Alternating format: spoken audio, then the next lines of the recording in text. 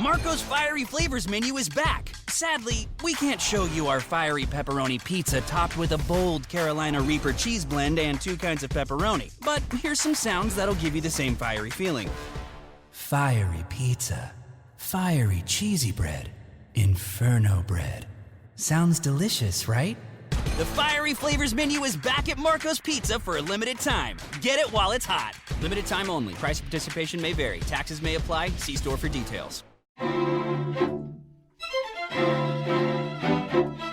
Republicans, oh my goodness, come and sit down at the kitchen table. Welcome everyone to the Janelle King Show. I'm Janelle King and this is Extra 106.3, and this is where we discuss kitchen table topics that are typically banned from family gatherings but are absolutely necessary in order to have a strong republic. And boy, oh boy, we did not do well this week during these elections. Republicans, it was not good for us, but I have an idea. As to why this happened, and it's fixable. So we're not all about doom and gloom over here, but we are looking at first steps towards socialism gaining a foothold in America. And that's just not good. It is not good. However, it happened. And I think I know why it happened. But first, let's talk about really quickly what went wrong. And then we're going to jump into our table topic, which I have not said yet, but it all ties in, it all works together. Turnout. We did not go and vote. I saw somewhere that right here in Georgia, around 10% of the Republican voting base actually voted. 10%. Turnout is a huge issue. However, I don't think that's our biggest problem. But going forward, that's something that we can easily rectify, right? We know that the votes are there. We just got to get people out to vote.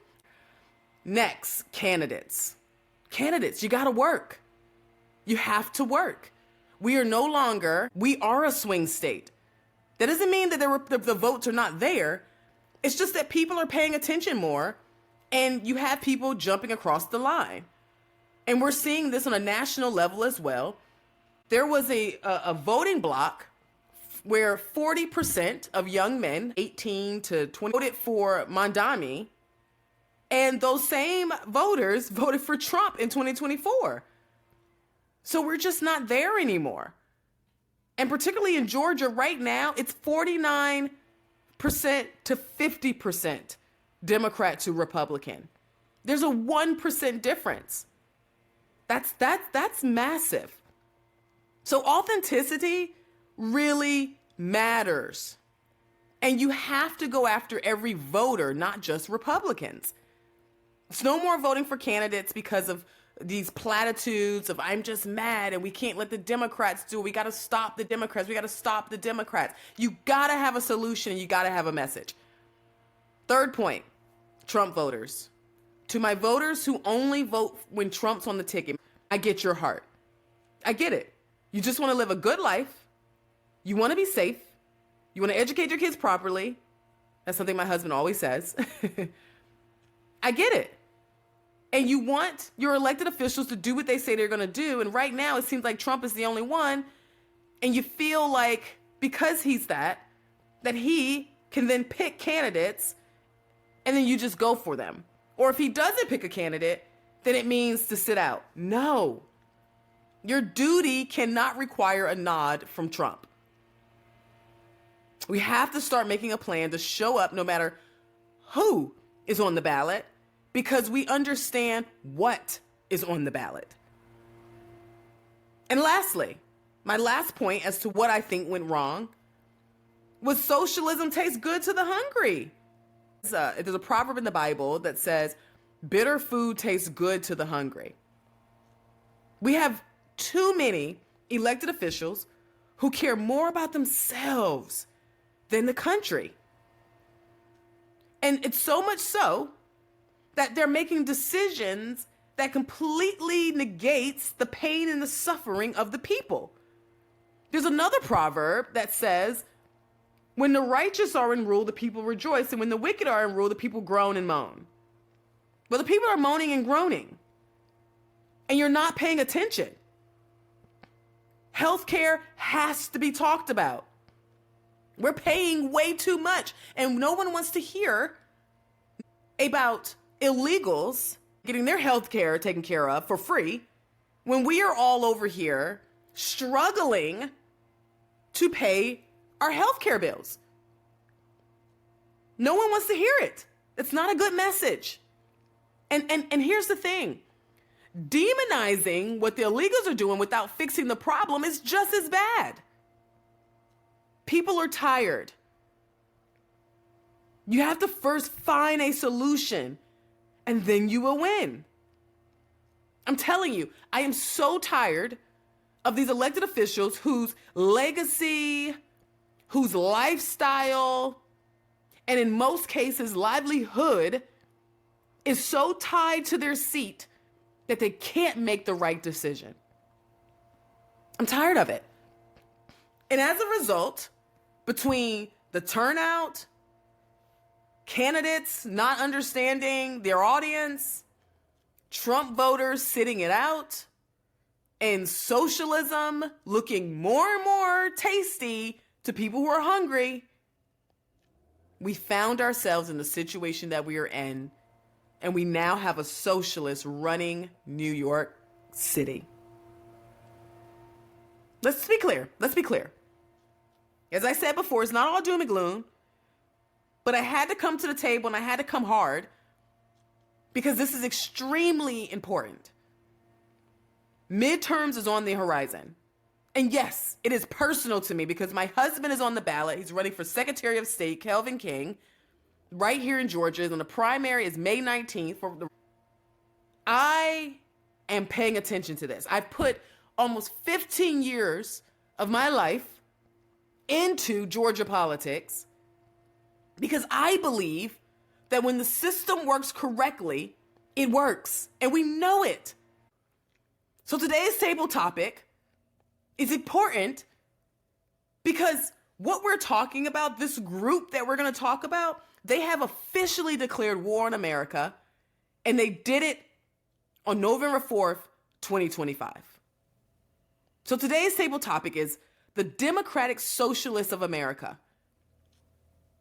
I know you're asking, what is that? Who is that? What's going on? Yep, there's a whole party, a subset of a party that's taking over the Democrat Party, and they're called the Democratic Socialists of America. You're going to learn all about them today. But I want to start with this, because I know many of you remember the blockbuster movie that took everybody by storm, Jurassic Park. And now Jurassic Park is still a huge hit. But it was built on the idea, if you go to that movie and you talk and you watch the movie and you think about the concept and the plot, it was built on this idea that if they were to bring back dinosaurs and creatures of all wonder, now, and they had all these good intentions for it, that this will somehow be beneficial. Right? The scientists believed that they could control these beasts. But as we all know, because if you've seen the movie or you know of the movie, things went horribly wrong. The park turned into chaos. And the very creatures that they resurrected became the source of catastrophic injury to society. So why are we talking about these dinosaurs? Because the dinosaur called socialism has escaped, and the lab is in chaos right here in our political landscape. And the Democrat Party has created this monster, thinking that this monster will eat Republicans. But they created this monster by resurrecting the old beast called socialism. A monster that we have killed several times over. And we all knew that it would lead to destruction. At least a lot of us know that this will lead to destruction. And once it's escaped, it's no longer targeted just the structures of society that they think that they should target, but now it's turning on the very people who created it. So here we are now.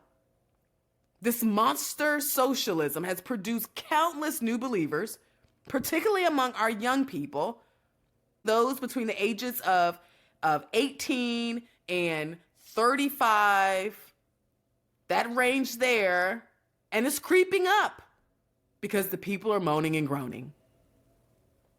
And these people have been guided by these old socialists like Bernie Sanders, who knows that it doesn't work, but he can't break away from his brand. And they have infiltrated America. And we're witnessing the birth of a new Democrat Party. And they're calling themselves the Democratic Socialists of America, or the DSA. So to be specific, these people are organized. They have a whole YouTube page, they have a growing following base, and they have educational classes that they're teaching people. And not only that, but they have a fundraising arm as well. And I'm going to show you later on in the show, you're going to hear some clips from their 2025 their Socialism 2025 conference. While we're sitting in this shutdown and we're experiencing this shutdown, it is an all-out war. It is between the Democrats of today and the Democrats of the future. And we, the Republican Party, we have found ourselves caught in the middle. So to be clear, this shutdown is not about food stamps. It's not about health care and the way that the Democrats are presenting it. It's about maintaining power and keeping their seats. It's the old Democrats that we love to criticize that may be assisting right now in the preservation of America by not fully folding to the socialists. However, after this past election, I don't know. I don't know. And if this new faction gets their way, we are in for some extremely tough days ahead. And I hope you're ready. So let's break it down, because I know that my listeners are informed people. We are the kitchen table debaters, and we win because we know what we're talking about. So I want you to listen to the entire show so you can be fully educated. So when Thanksgiving hits, you can win that kitchen table debate. So both Hakeem Jeffries and Chuck Schumer are on the hot seat with their party. And it's because the Democrat Party has been hijacked by the DSA, the Democratic Socialists of America. And the real reason why we're in this shutdown is because you have the establishment Democrats and you have the DSA fighting. And this group, the DSA, is a monster that the Democrat Party created with the goal of having it eat us and destroy us. However, we are seeing it completely backfire, and now they are threatening to take down those who stand in their way. The DSA has a plan for Hakeem Jeffries and Chuck Schumer. Take a listen. Some members of the Democratic Socialists of America are threatening to primary Congressman and House Minority Leader Hakeem Jeffries and 4 others. Gustavo Gordillo, co-chair of DSA's New York City chapter, told CNN, quote, Jeffries' leadership has left a vacuum that organizations like DSA are filling. I think that it's more important right now. To me, it often seems like he is the one picking the fight with the left, and I think he should focus on fighting the right. So as you can see, the DSA is threatening to primary any Democrat who refuses to fall in line with their demands, and that includes Chuck Schumer, who may face a primary challenge from AOC, because the rhetoric that is being pushed is that the Democrats are not fighters. So what do they mean by fight? That's right, guys. Pull out the brass knuckles. You see? The biggest problem I see with the Democrat Party is that when they say fight, they hear destruction. Brass knuckles, fighting, get in their face, Maxine Waters. That's what she said. Let's tear down buildings, let's burn down these businesses. Let's build autonomy zones and all this other craziness. They hear destruction.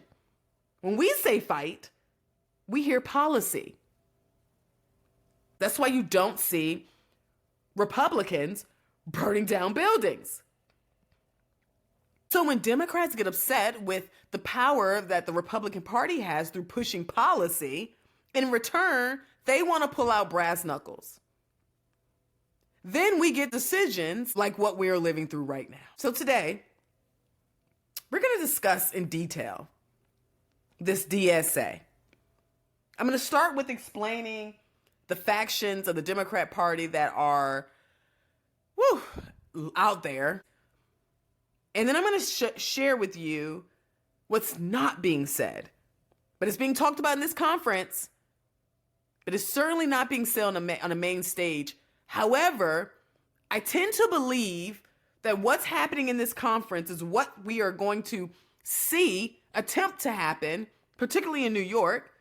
And the reason why I say that is because if you heard Mondani's speech, victory speech or a portion of it, then you can hear that his tone has shifted.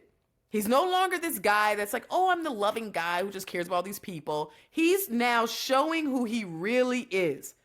And I don't like it. I'm going to close the show with my raw feelings as to whether we can stop this monster in time. So don't go anywhere. We're just getting started. You're listening to the Janelle King Show right here on Extra 106.3. We'll be right back. Hello, everyone. My name is Suzanne Guy, and this is the Church's Moment. There is an incredible opportunity to start a distinct pro-life ministry at your church. We started one at our church about 5 years ago, and the fruit has been tangibly beautiful. We do monthly meetings that educate and equip the body of believers on sanctity of human life issues from womb to tomb by bringing in and featuring different pro-life leaders from all over Georgia, as well as featuring different ministries like post-abortion healing ministries or foster care ministries. There are so many great community partners out there. And then the second part of this pro-life ministry is having a care team. This is an opportunity to show moms in crisis, moms in unplanned, unwanted, or crisis pregnancies that the church is the place to run to, that the church is a safe haven and a place to go for tangible help, real hope, true compassion, friendship, and discipleship. And yes, an opportunity to share the gospel in both word and deed. Brothers and sisters in Christ, will you consider starting a distinct pro-life ministry at your church? It's so easy. Please contact me today to find out how simple this is. You can contact me at my email, proverbs318@att.net. This is the Church's Moment. Marco's Fiery Flavors menu is back. Sadly, we can't show you our fiery pepperoni pizza topped with a bold Carolina Reaper cheese blend and 2 kinds of pepperoni. But here's some sounds that'll give you the same fiery feeling. Fiery pizza. Fiery cheesy bread. Inferno bread. Sounds delicious, right? The Fiery Flavors menu is back at Marco's Pizza for a limited time. Get it while it's hot. Limited time only. Price of participation may vary. Taxes may apply. See store for details. Buying a car shouldn't be a mystery. Hi, I'm Stacey Ellis, Vice President of the Jim Ellis Automotive Group. At Jim Ellis, we believe in complete transparency because you deserve to know exactly what you're getting. That's why we show you all the numbers, no hidden fees, no surprises. We explain every option clearly so you can make the right decision with confidence. And if you ever have questions, we have answers. Our team is here to guide you, making sure you're informed and in control every step of the way. At Jim Ellis Automotive, we don't want to sell you just any car. We want to help you buy the right car, because doing the right thing for you is what matters most to us. Experience car buying the way it should be. Honest, straightforward, and built around you. And don't forget, Jim Ellis buys cars too. It's the safe and easy way to get maximum value for your car. To get started, visit one of our 21 convenient locations across Metro Atlanta or shop online at jimellis.com. The quick, easy, and convenient way to search and compare more than 5,500 cars, trucks, and SUVs. Jim Ellis Automotive, where you can always expect the best.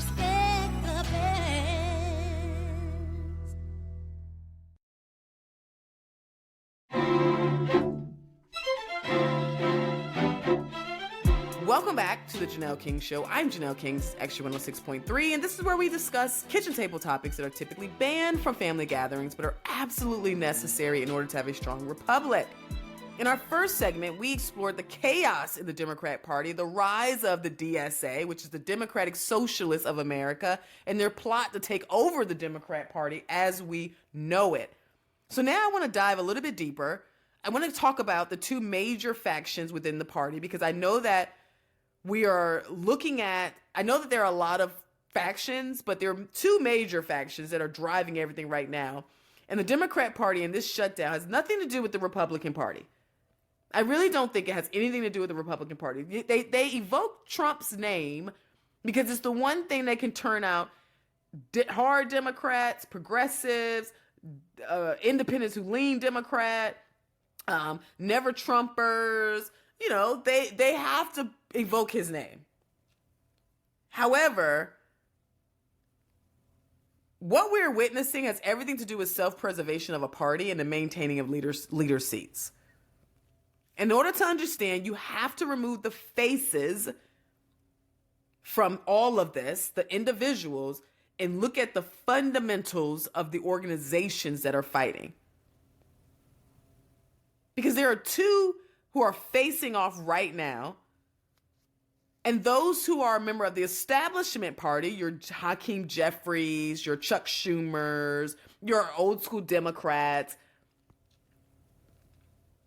they're at war with the Democratic Socialists of America, which is your AOCs, your Mondamis, your Elian Omars, and all of them.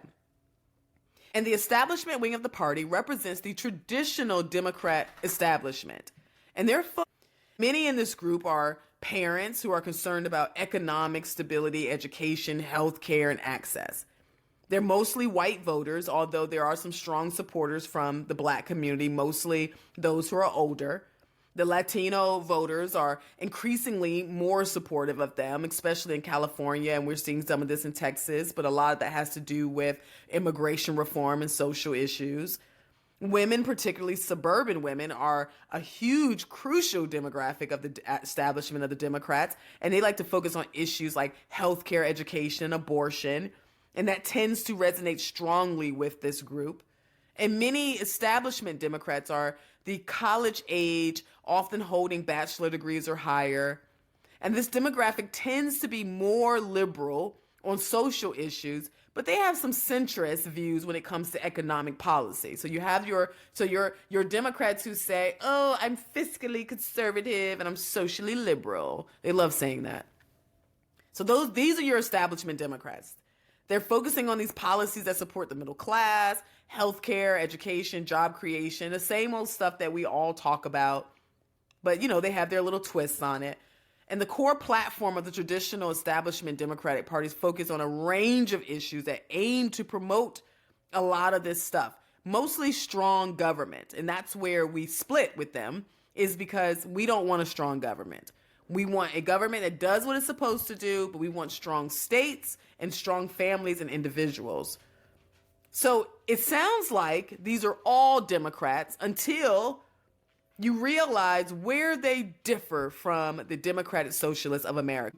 What is the DSA? Who are these people? Where do they come from? Like, what's happening? Because on the flip side, we have the Democratic Socialists of America, the DSA. It's made up of mostly women. Ages 18 to 29 is a significant portion of the DSA members, particularly college students and recent graduates who are drawn to progressive and socialist ideas. A significant portion of the DSA's membership is white.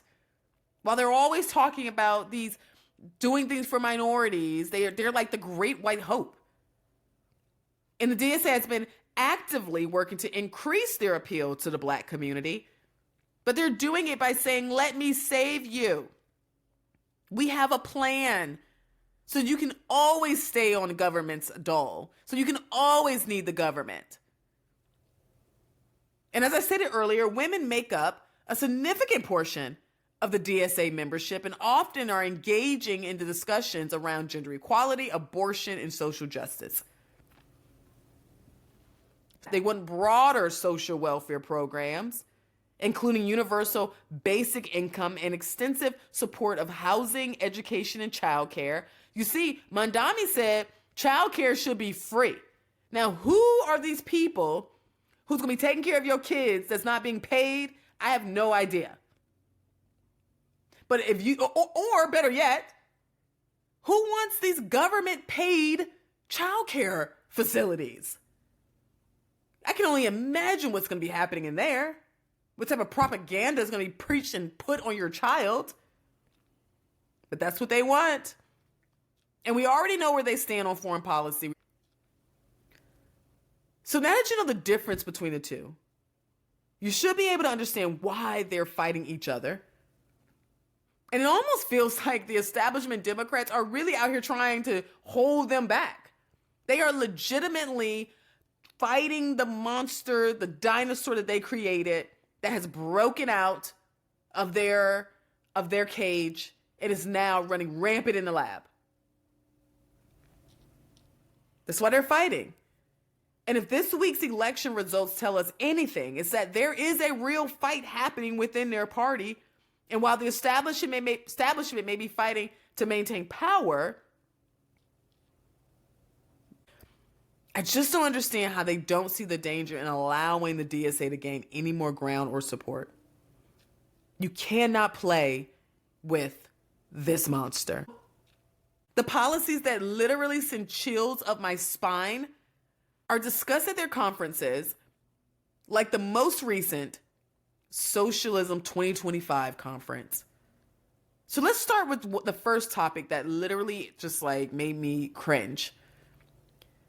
Social housing. They want to remove the private sector out of housing. So there goes your realtors, your real estate companies, and all that stuff. And they swear Portland is leading the way. Take a listen.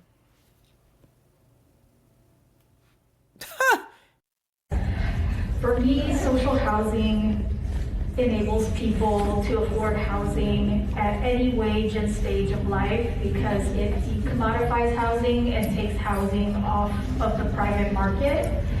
I think social housing is an important tool for community wealth building, social mobility, and gives people choices at any income level. At least that's what I hope it would be. In Portland, just to clarify, we don't have social housing yet, but we are working toward it, and we are a city to watch if you're trying to follow a city implement social housing from the city council model and not in a way that is adopted through, let's say, a voter initiative. So we're trying a city council implementation model for social housing. And Can you imagine? Government housing everywhere? How are we going to do that? But okay. But if you thought that was a bit scary, let's talk about their family policing policies. And yes, you heard that right. Not family policy, family policing. Because they claim that this is about the safety of the children. They claim that families need to be regulated through our country, and they call the family unit a social organizing unit. And that Christian fundamentalists, that they call Christian fundamentalist tyrants, should be policed. Check this out. I'm going to focus on family policing policy because kids and their rights have been what I've focused on for the last 10 years in my work. But that's just to say that there are a lot of ways, as Olivia mentioned, that the family itself has to be continually regulated in our country through various mechanisms to keep itself together as the unit that it is, the socially organizing unit that it is. But so in this country that we have that assumes that the family is and should be the fundamental organizing unit for society, something that we all have in common because it's supposedly for the common good. And because children don't have rights as individuals but only in relation to their parents, they essentially only have the rights given to them by whomever their parents happen to be. So if you were born into a home headed by a Christian fundamentalist tyrant, for instance, you have the rights that that Christian fundamentalist tyrant gives you. If you think about that on the scale of all the children who are going to become wards of the state under the fundamentalist tyrant that we have now, just consider what that means for those children. Oh, just when you didn't think it could get worse, there's more. Marriage. This group hates marriage. They actually equate marriage for women to prostitution. Matter of fact, they believe that the only difference is the contract length. And then the crazy part is that the woman you're getting ready to hear said that she married somebody just so they can get a green card, but she doesn't believe in marriage, but she believes in utilizing marriage to run game on our system. Check this out.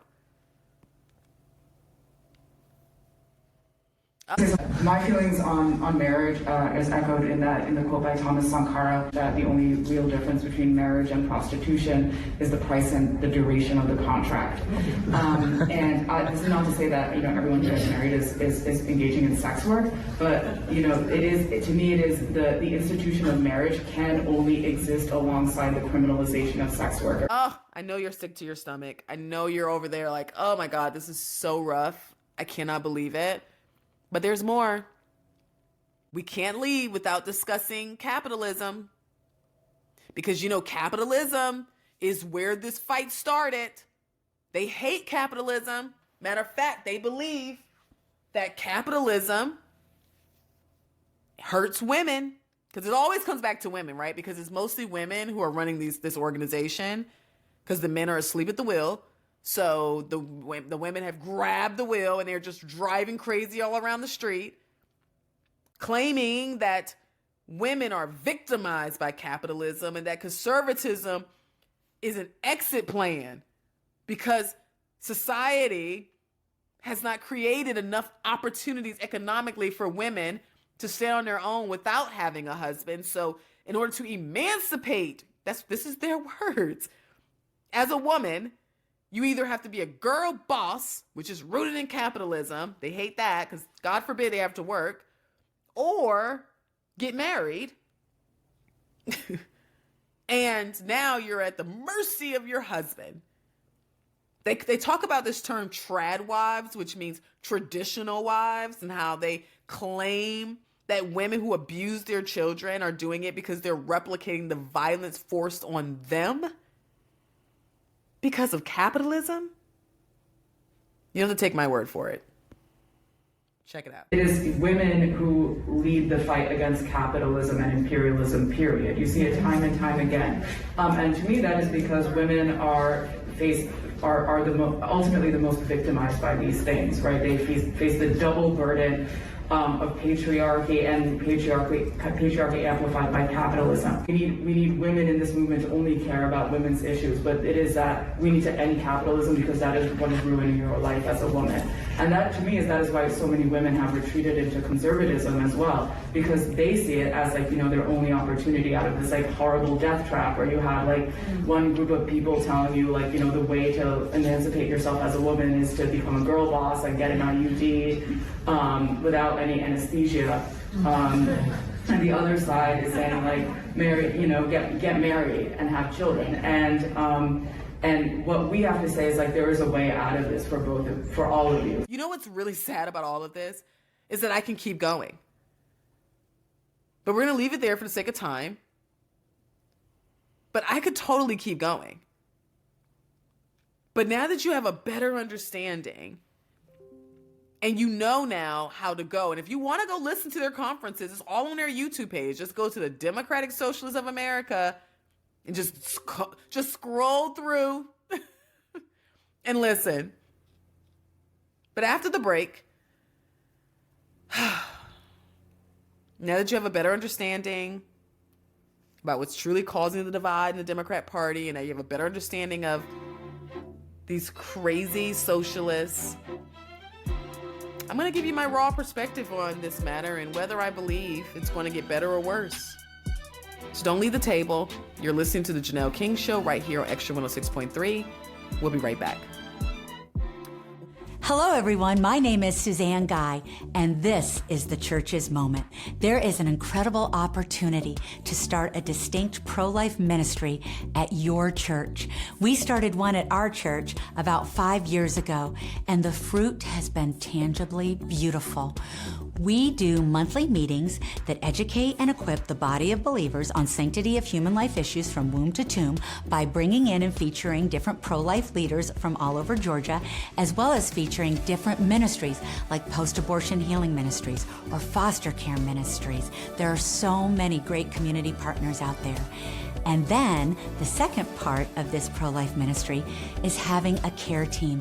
This is an opportunity to show moms in crisis, moms in unplanned, unwanted, or crisis pregnancies, that the church is the place to run to, that the church is a safe haven and a place to go for tangible help, real hope, true compassion, friendship, and discipleship. And yes, an opportunity to share the gospel in both word and deed. Brothers and sisters in Christ, will you consider starting a distinct pro-life ministry at your church? It's so easy. Please contact me today to find out how simple this is.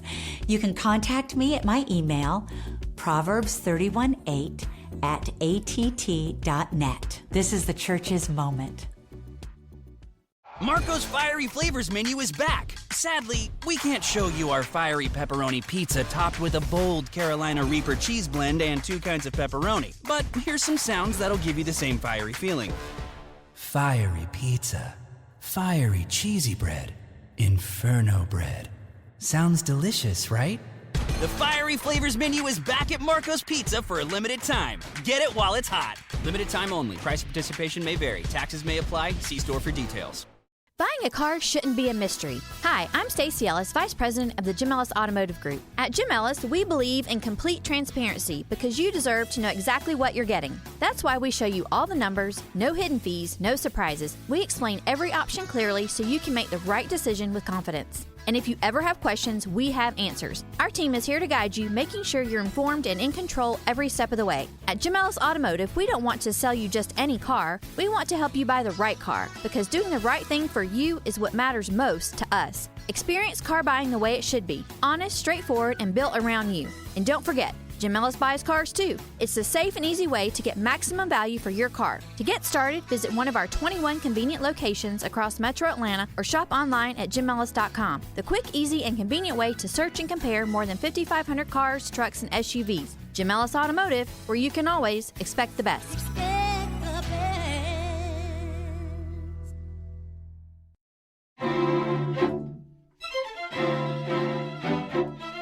Welcome back to the Janelle King Show. I'm Janelle King, and this is Extra 106.3, and this is where we discuss kitchen table topics that are typically banned from family gatherings, but are absolutely necessary in order to have a strong republic.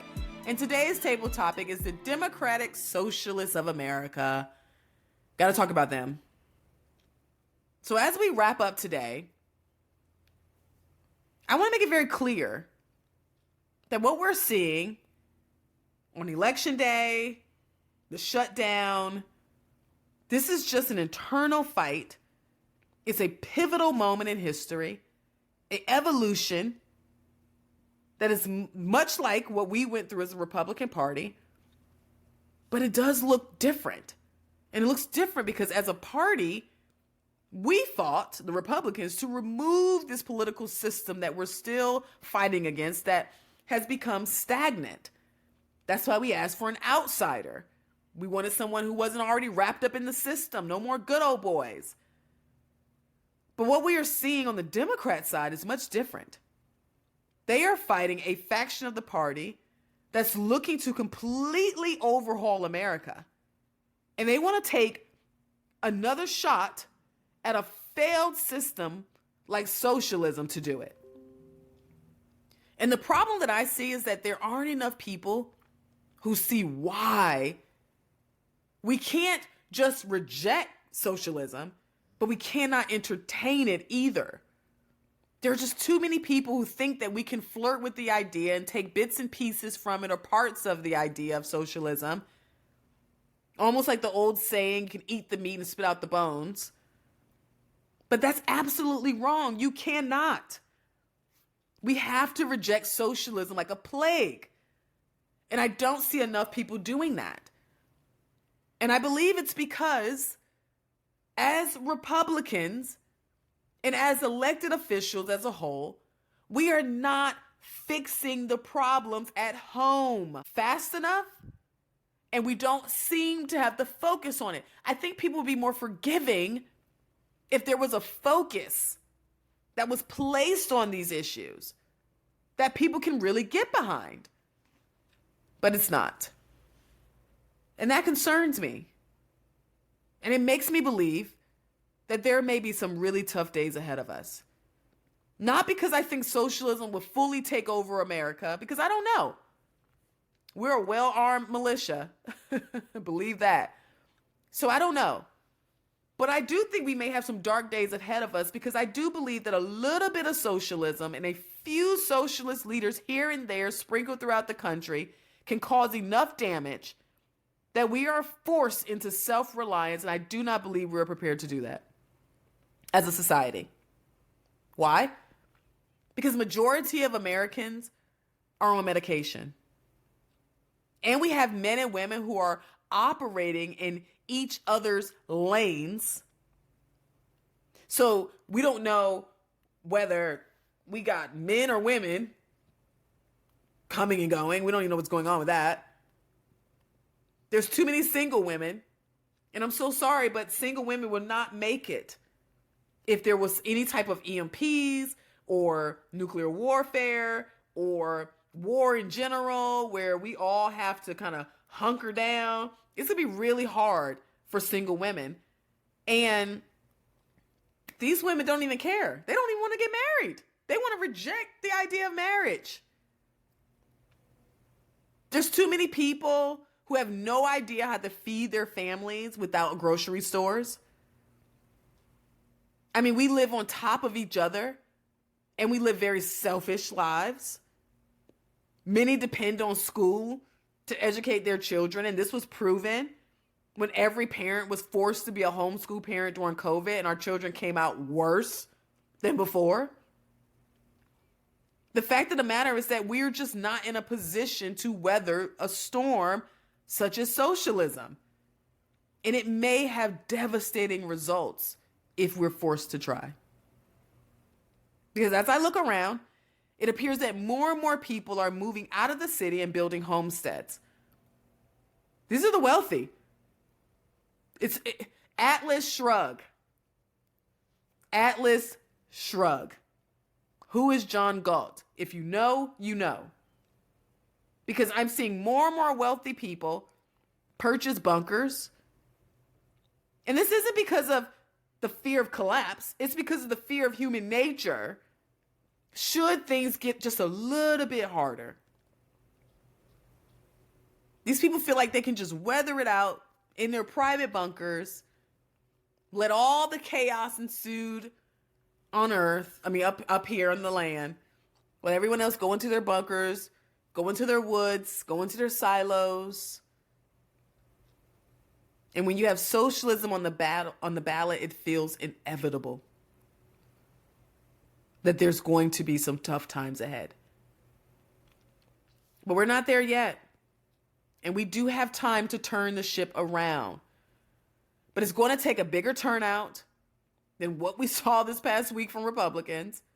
It's going to take people waking up and vehemently rejecting socialist policies, no matter how hard it is or how hard it gets. And it's going to take more people who understand the danger behind the Democratic Socialists of America's agenda. Because I personally hate their agenda. Because in my opinion, it's a bunch of entitled, lazy people who care way too much about others and not enough about themselves. I know you're like, wait, what's wrong with that? We weren't asked to take care of everybody. The government's responsibility is not to take care of anybody. It's to ensure that you can take care of yourself. And there's not enough emphasis on personal responsibility. And what they are supposed to do is to keep this country strong. It weakens us when we turn the government into our parent. These socialists, these young people, they think that all we have to do is take money from the rich and cap businesses so they can't make a whole lot of money. And somehow that's going to level the playing field. You're forgetting human nature. Nobody's going to work for 40, 50 years, and in some cases less than that, but for 24 hours a day, building businesses, struggling through, saving up their money, living below their means, not taking vacations, not doing anything that you get to do. But you want those people to then hand you their wealth. You want them to do all the work and then split it with the lazy. No. It's not going to happen. It's not going to happen. I'm so tired of taking orders from children who have no skills and can lend nothing to the production of this country. Nothing. That is what we get with the DSA. Guys, we have to wake up. Like I said at the beginning, there is hope. There's hope. And I think it's going to start with we the people getting up, paying attention, understanding that infighting doesn't help anybody. We've got to stop all of that. We got to get focused on our duty and not on what one faction is doing compared to the other, or who gets the credit, or who's going to be the group that's loved the most by Trump, or who's the harder Republican. Like, who cares? What we need to care about is defeating this agenda that's coming in, and it's coming in full force. You know why? Because people are hungry, figuratively and literally. My hairdresser said that 4 clients canceled their appointment just this past week. And I was like, why? She's like, well, some of them just said, I don't have the money. I can't afford it anymore. When women start pulling back on luxuries, when we start pulling back on things, it's a problem. People are hurting financially. We've got to get it together. And I think we can. And I'm actually grateful that we had this wake-up call, because 2026 is coming and we better be ready. Now, that's my take. Tell me yours in the comment section. Until next time, stay unafraid, stay unapologetic, and never stop seeking the truth. Marco's Fiery Flavors menu is back. Sadly, we can't show you our fiery pepperoni pizza topped with a bold Carolina Reaper cheese blend and 2 kinds of pepperoni. But here's some sounds that'll give you the same fiery feeling. Fiery pizza. Fiery cheesy bread. Inferno bread. Sounds delicious, right? The Fiery Flavors menu is back at Marco's Pizza for a limited time. Get it while it's hot. Limited time only. Price of participation may vary. Taxes may apply. See store for details. Buying a car shouldn't be a mystery. Hi, I'm Stacey Ellis, Vice President of the Jim Ellis Automotive Group. At Jim Ellis, we believe in complete transparency because you deserve to know exactly what you're getting. That's why we show you all the numbers, no hidden fees, no surprises. We explain every option clearly so you can make the right decision with confidence. And if you ever have questions, we have answers. Our team is here to guide you, making sure you're informed and in control every step of the way. At Jim Ellis Automotive, we don't want to sell you just any car. We want to help you buy the right car, because doing the right thing for you is what matters most to us. Experience car buying the way it should be. Honest, straightforward, and built around you. And don't forget, Jim Ellis buys cars too. It's the safe and easy way to get maximum value for your car. To get started, visit one of our 21 convenient locations across Metro Atlanta or shop online at jimellis.com. The quick, easy, and convenient way to search and compare more than 5,500 cars, trucks, and SUVs. Jim Ellis Automotive, where you can always expect the best.